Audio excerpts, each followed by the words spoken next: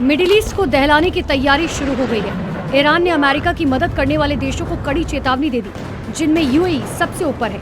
Iran को भी पता है कि उसे कमजोर करने में अरब देशों का हाथ है, जहां अमेरिका की एयरबेस मौजूद है। वहीं से ईरान पर ताबड़तोड़ बम और मिसाइलें बरसाई जा रही हैं। हालांकि ईरान भी इन हमलों का करारा जवाब दे रहा है।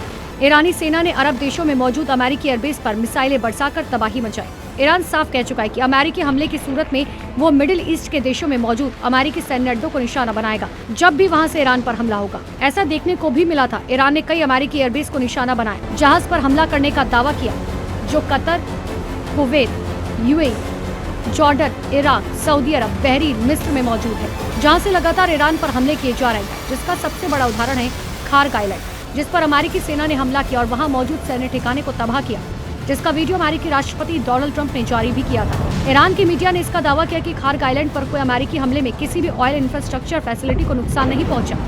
दावा यह किया गया था कि हमला यूएई के सरजमी से किया गया था। जैसे इस बात का खुलासा हुआ, ईरान ने यूएई समेत मिडिल ईस्ट को चेतावनी दी। ईरान ने यूएई से अमेरिकी बंदरगाह खाली करने का अल्टीमेटम दिया, नागरिकों को पोर्ट से दूर रहने की सलाह दी, अमेरिकी एयरबेस से दूर रहने की चेतावनी दी। यही नहीं, ईरान ने अरब देशों को अमेरिका का साथ देने पर आपत्ति भी जताई। ईरान के विदेश मंत्री ने कहा कि ईरान पर हो रहे हमलों पर सेना लगातार नजर बनाए हुए है। यही नहीं, उन्होंने चेतावनी दी कि आगे से ऐसे हमले हुए तो ईरान की तरफ से करारा जवाब दिया जाएगा, क्योंकि ईरान के उस द्वीप को अमेरिका ने निशाना बनाया, जिसे ईरान की ऑयल लाइफलाइन कहा जाता है, जो तेल निर्यात का सबसे बड़ा केंद्र माना जाता है।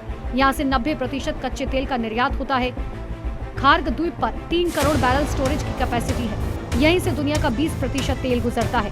रोजाना 70 लाख बैरल तेल की लोडिंग होती है। यही नहीं, ईरान के विदेश मंत्री ने आरोप लगाया कि खार्ग द्वीप को रिहायशी इलाकों से निशाना बनाया गया।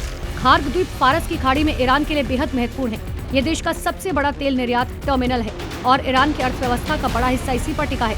अगर इस द्वीप को नुकसान पहुंचता है या बंद हो जाता है तो ईरान के तेल निर्यात को बड़ा झटका लग सकता है। हालांकि ईरान साफ कह चुका था कि अपने पड़ोसी देशों को निशाना नहीं बनाएगा, लेकिन अमेरिका ईरान पर हमला करेगा तो करारा जवाब दिया जाएगा, चाहे वो हमला कहीं से भी हो। मतलब साफ है, जंग अब पूरे मिडिल ईस्ट में फैलती जा रही है, क्योंकि अमेरिका, इजराइल लगातार ईरान की सैन्य ताकत के साथ साथ अर्थव्यवस्था भी कमजोर करने में लगे हैं। तो वह ईरान खुद को बचाने के लिए अमेरिका और इजराइल को करारा जवाब दे रहा है। ब्यूरो रिपोर्ट, जी मीडिया।